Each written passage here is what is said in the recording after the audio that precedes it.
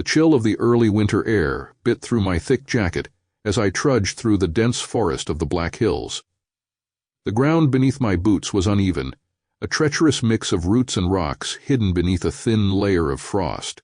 The trees loomed above, their skeletal branches reaching out like gnarled fingers, casting long shadows under the ominous glow of the blood moon.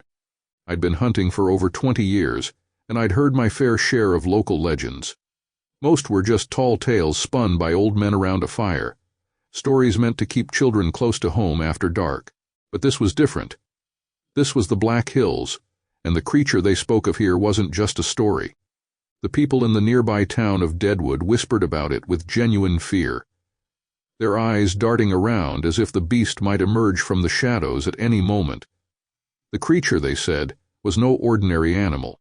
It was a massive wolf-like beast with glowing red eyes, a demon born of ancient forbidden rituals. The locals called it the loup noir, the black wolf, and it only appeared during the blood moon, when the sky turned a deep crimson and the world seemed to hold its breath. I wasn't one to believe in such things. In my experience, every legend had a basis in reality: a bear, a mountain lion, maybe a rabid wolf. Animals could be dangerous, but they were still just that, animals. The loup noir, I was certain, was nothing more than a myth, an explanation for the disappearances that had plagued the area for decades. People went missing in the wilderness all the time. They got lost, succumbed to the elements, or fell victim to predators. There was no need for monsters. And so I'd set out alone, armed with my most powerful rifle, a .338 Winchester Magnum. The blood moon was tonight, and I was determined to put an end to the fear that gripped this town. The locals had begged me not to go, their pleas falling on deaf ears. This was what I did: track, hunt, kill. I'd bring back proof that the loup noir was nothing more than a beast of flesh and blood. The forest was eerily silent, the only sounds the crunch of my boots in the frozen leaves and the occasional rustle of a nocturnal animal. The moon hung low in the sky, a swollen blood-red orb that cast an unnatural light over the landscape. As I pushed deeper into the woods, I began to find the signs. At first they were subtle, scratches on the trunks of trees, deeper and more deliberate than any bear or wolf could make. Then there were the tracks, enormous paw prints that sank deep into the earth, far larger than any wolf I'd ever encountered. But it was the symbols that made my blood run cold. Carved into the bark of the trees and etched into the frozen ground were strange, intricate patterns. They were unlike anything I'd seen before, geometric shapes interwoven with spirals and jagged lines, each one centered around a circle with a single point at its center. The symbols were old, ancient even, and they radiated a sense of malevolence that set my teeth on edge. I told myself it was just my imagination, that these carvings were the work of some eccentric hermit or a group of pranksters. But deep down I knew better. There was something wrong here, something beyond my understanding. The air itself felt heavy, thick with an unseen presence that seemed to watch my every move. I pressed on, following the tracks as they wound deeper into the heart of the forest. The trees grew denser, the light from the blood moon struggling to penetrate the thick canopy above. The darkness closed in around me, and with it came a feeling of dread that gnawed at my resolve. I'd been walking for hours, my breath misting in the frigid air when I saw it, a clearing up ahead, bathed in the crimson light of the moon. The tracks led straight into it, and I knew this was where the creature would be. I slowed my pace, moving as silently as possible, my rifle at the ready. The clearing was larger than I'd expected, a perfect circle devoid of vegetation. The ground was bare, save for more of those strange symbols etched into the earth, and in the center of it all stood the creature. It was even larger than I'd imagined, its massive frame covered in matted black fur that absorbed the moonlight. It stood on 4 legs, each one as thick as a tree trunk, its head held low as it sniffed the ground. Then it looked up, and I saw its eyes, 2 glowing red orbs that seemed to burn with an inner fire. I raised my rifle, lining up the sights with the creature's head. But just as I was about to squeeze the trigger, something stopped me. The creature wasn't alone. Around the edge of the clearing, figures began to emerge from the shadows. They were human, or at least they had been once. Their bodies were gaunt, emaciated, their skin pale and stretched tight over their bones. They moved with a jerky, unnatural gait, like puppets on strings, and their eyes, dear God, their eyes, were the same glowing red as the creature's. I froze, my heart hammering in my chest. This wasn't right. This wasn't what I'd expected. These people, these things, were wrong. They were wrong in a way that made my stomach churn, my mind scream at me to run, to get as far away from this place as possible. But I couldn't move. I couldn't even breathe. I was rooted to the spot, my rifle trembling in my hands as the figures drew closer. The creature watched me, its lips curling back to reveal rows of sharp, glistening teeth. It wasn't just a beast, it was something else. Something far more dangerous, far more ancient. The figures circled me, their hollow eyes locked on mine.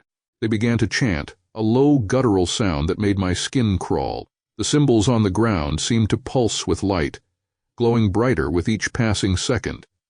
The air grew thick with the scent of decay, and I realized with a sickening jolt that these figures weren't alive. They were dead, reanimated by some dark force, bound to this creature by the rituals that had been performed in this very clearing. I finally managed to pull the trigger, the sound of the gunshot echoing through the forest. The bullet struck the creature in the shoulder, but it barely flinched. It turned its gaze back to me, those hellish eyes narrowing in anger. The chanting grew louder, the figures closing in, their hands reaching out for me. I fired again and again, each shot hitting its mark, but the creature wouldn't go down. It was as if the very earth itself was protecting it, the ground beneath its paws shifting and twisting with unnatural energy. Panic surged through me, and I turned to run, but the figures blocked my path. Their hands were cold as ice, their fingers like claws as they grasped at my clothes, pulling me back toward the center of the clearing. I fought, kicking and thrashing, but there were too many of them. They were strong, impossibly strong for beings that should have been nothing but rotting corpses. The creature advanced, its growl low and menacing. I could feel its breath on my face, hot and putrid. This was it.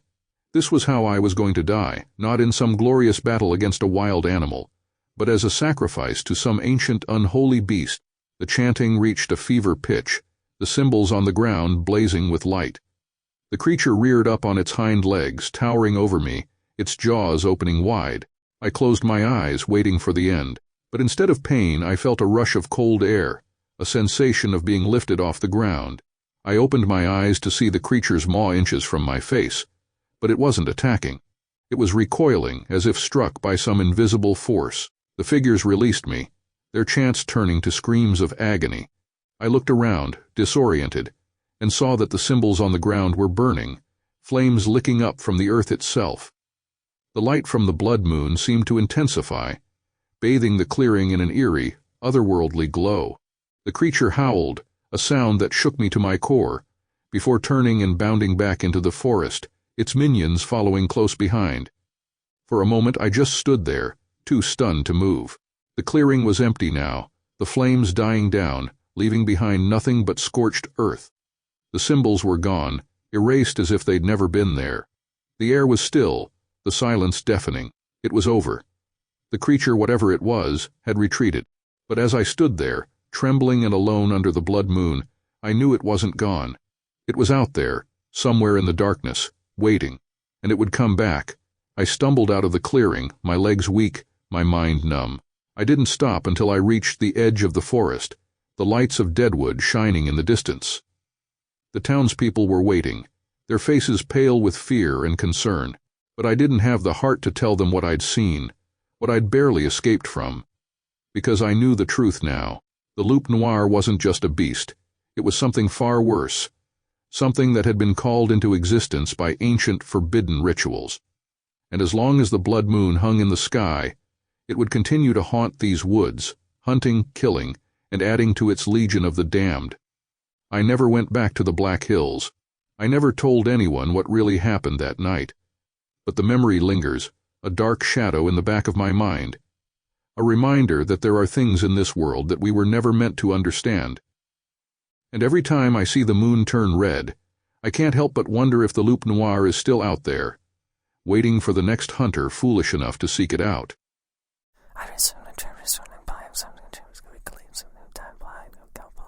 The Canadian wilderness stretched out before us, an endless sea of trees and snow, the crisp winter air biting at our faces as we unloaded our gear. There were 4 of us, me, Jack, Tyler, and Scott, friends since childhood, now grown men with the scars and stories of our lives etched into our skin. We'd been planning this hunting trip for months, eager for a weekend away from civilization, away from the noise and responsibilities of our everyday lives. As we made our way deeper into the forest, the world around us seemed to hold its breath. The snow crunched underfoot, and the tall pines whispered secrets we couldn't understand. I'd always loved the solitude of the wilderness, the way it made me feel small, insignificant, just another creature in a vast, untamed world. But this time, something felt off. The silence was too deep, too pervasive, as if the forest itself was watching us. We set up camp in a small clearing, the light fading quickly as the sun dipped below the horizon. The fire crackled to life, its warmth a welcome comfort against the encroaching cold. We shared stories, laughed, and joked, the camaraderie of old friends wrapping around us like a blanket. But even as we tried to relax, I couldn't shake the feeling that something was wrong. It started the next morning. We'd risen early, eager to begin the hunt.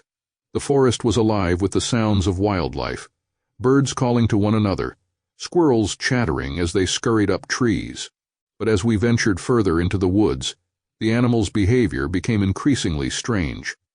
A deer we tracked for nearly an hour suddenly bolted from cover, not because of us, but as if something else had spooked it. We encountered an unusually aggressive bear, its eyes wild, frothing at the mouth before it turned and crashed through the underbrush. Maybe it's the cold, Jack suggested, his breath misting in the air. Animals get more desperate when food's scarce. Or maybe they know something we don't, Tyler muttered, his eyes scanning the trees. We brushed it off, chalking it up to the natural unpredictability of the wild. But as the day wore on, the unease grew.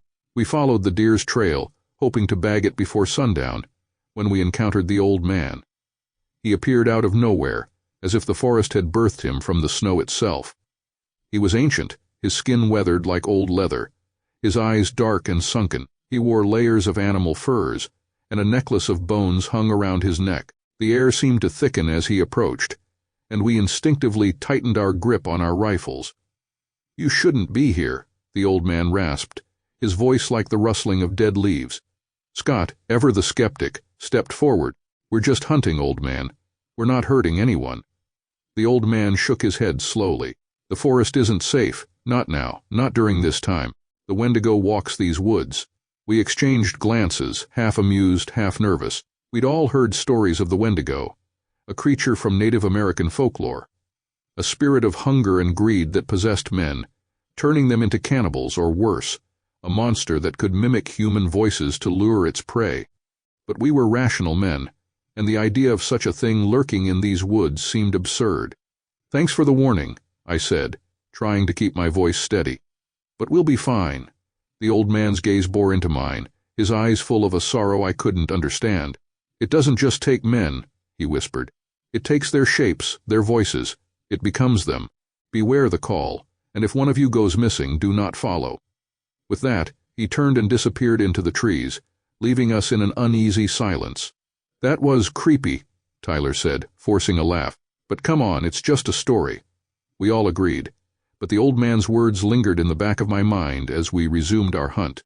The sun was low in the sky by the time we found the deer's trail again.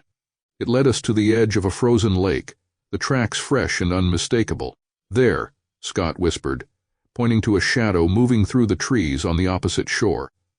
We moved quickly, but quietly, our rifles at the ready. As we reached the spot where we'd seen the movement, the deer burst from the undergrowth, and we fired. It was a clean shot, the animal collapsing in a heap just a few yards away.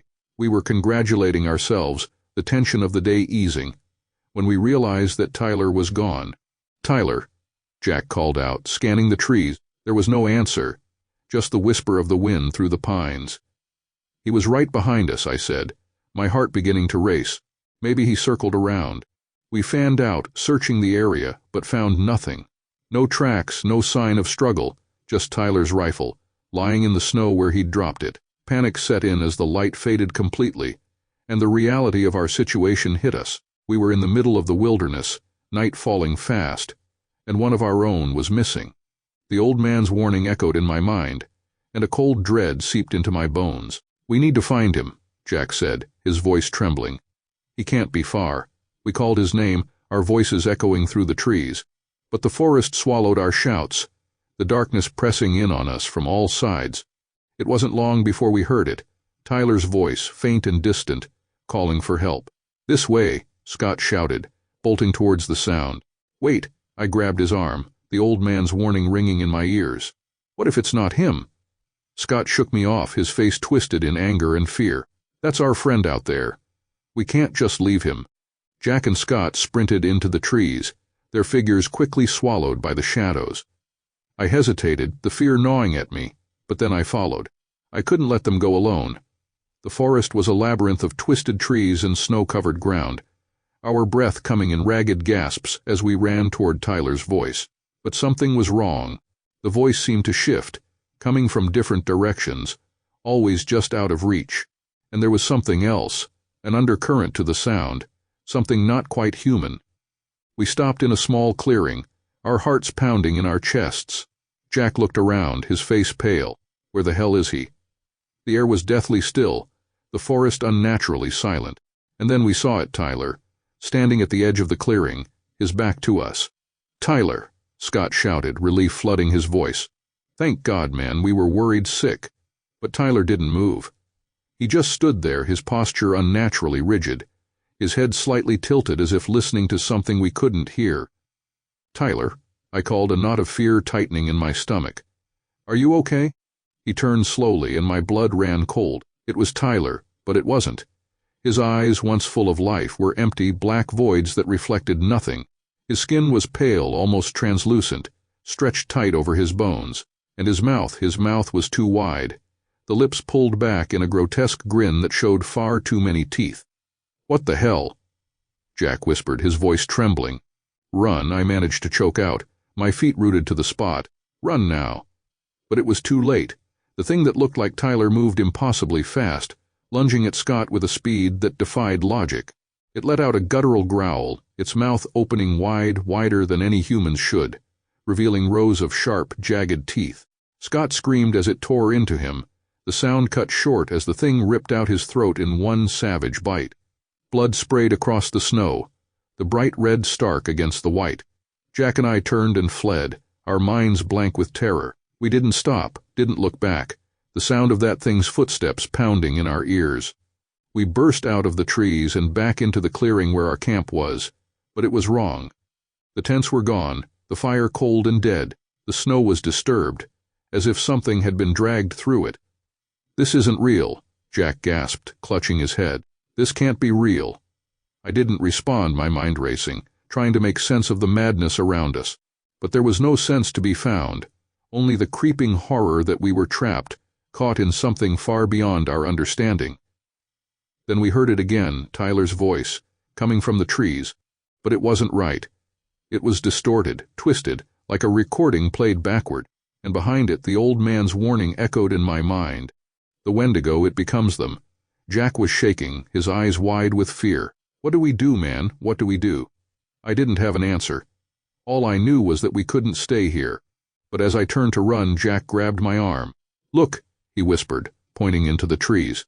Tyler, or what was pretending to be Tyler, stood there, watching us, its head tilted at that unnatural angle. It smiled that groats.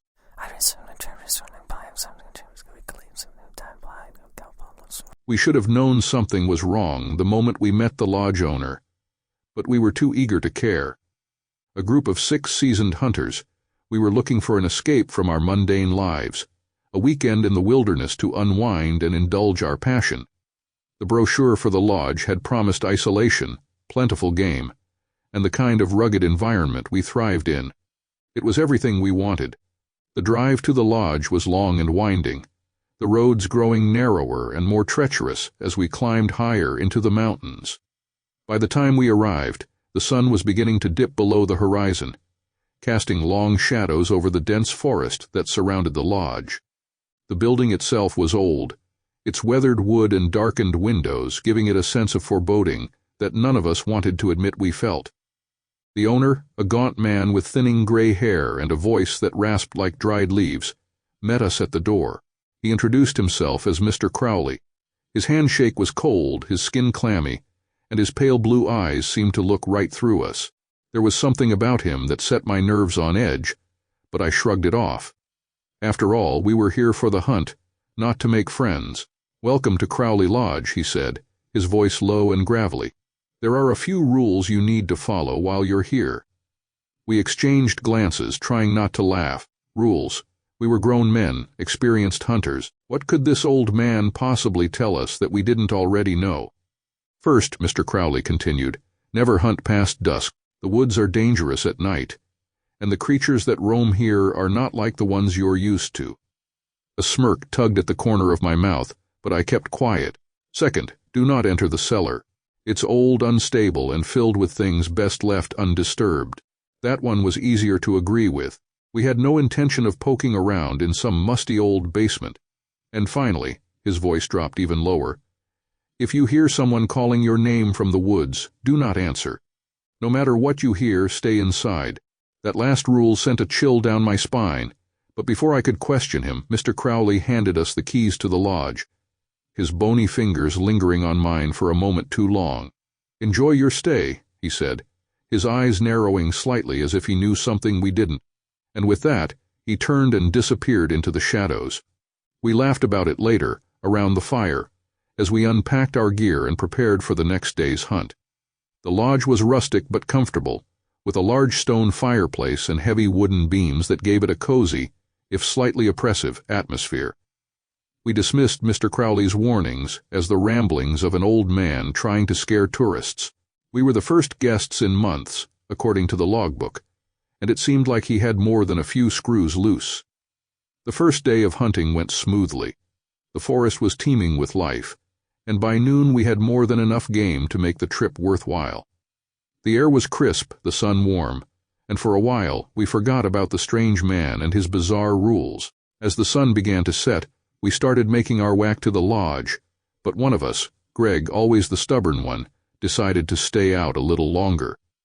He claimed he'd seen a deer trail that looked promising and wanted to track it for a bit. We tried to talk him out of it, reminding him of the rule about hunting after dusk, but Greg just laughed and waved us off. "Superstitious nonsense," he said. "I'll be back before you even start worrying." Reluctantly, we left him behind and returned to the lodge. By the time we arrived, the sky had turned a deep indigo, the first stars beginning to twinkle above. We settled in, lighting a fire and cracking open a few beers, waiting for Greg to return. But as the hours passed and the night grew darker, the unease in the room became palpable. It was well past midnight when the front door burst open, and Greg stumbled inside. He was pale, his clothes torn and dirty, and his eyes wild with fear. He was breathing heavily, his chest heaving as if he'd been running for miles. "They're out there," he gasped, collapsing into a chair. "Something's out there." We rushed to his side, trying to make sense of his disjointed ramblings.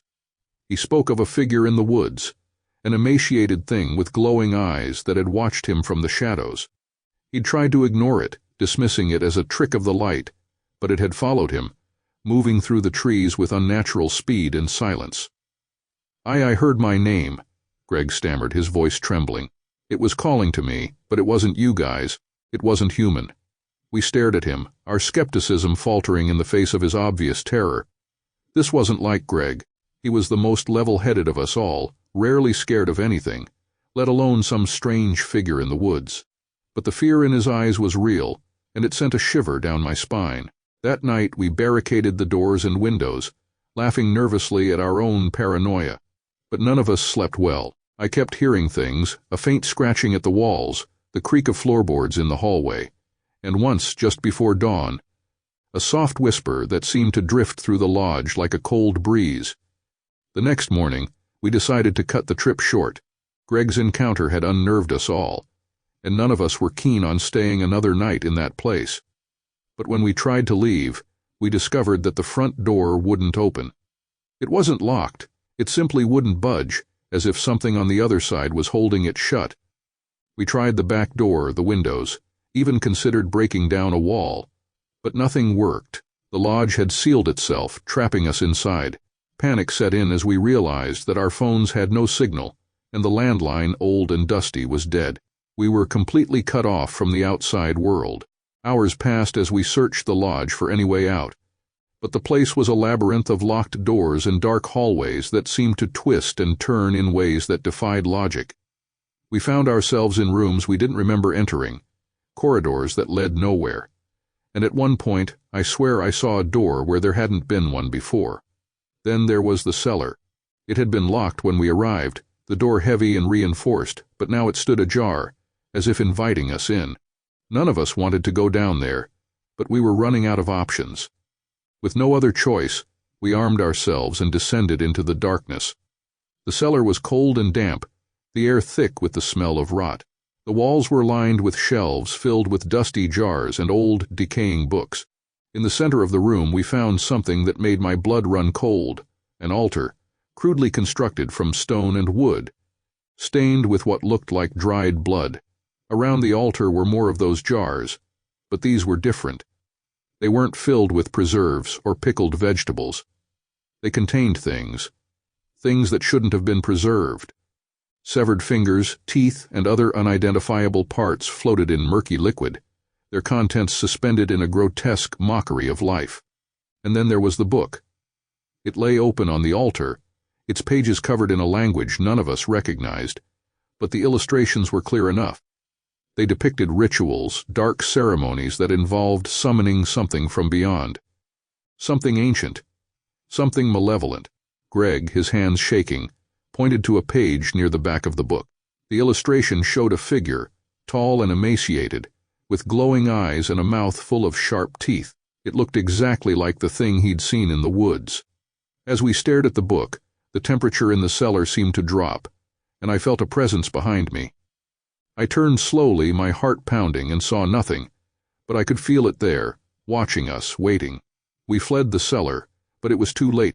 The lodge had become a maze, twisting and shifting around us, leading us in circles.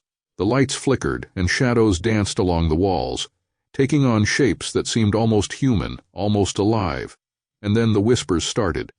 Soft at first, barely audible, but growing louder and more insistent. They called our names one by one, in voices that were familiar yet wrong, as if mimicking our loved ones. We tried to block them out, but they only grew louder, filling our heads until we couldn't think, couldn't breathe. One by one, my friends disappeared. I would turn a corner, and they'd be gone, leaving nothing but an echo of their voices in the air. I searched frantically, calling their names, but the lodge had swallowed them whole. Now I'm the only one left. The whispers are louder now, almost deafening, and I can feel them closing in. I'm writing this in the hopes that someone will find it, that someone will know what happened here. But I don't think anyone will. The lodge won't let them. It's hungry, and it's almost time to feed. If you're reading this, don't come looking for us. Don't try to find the lodge. And whatever you do, never break the rules, because if you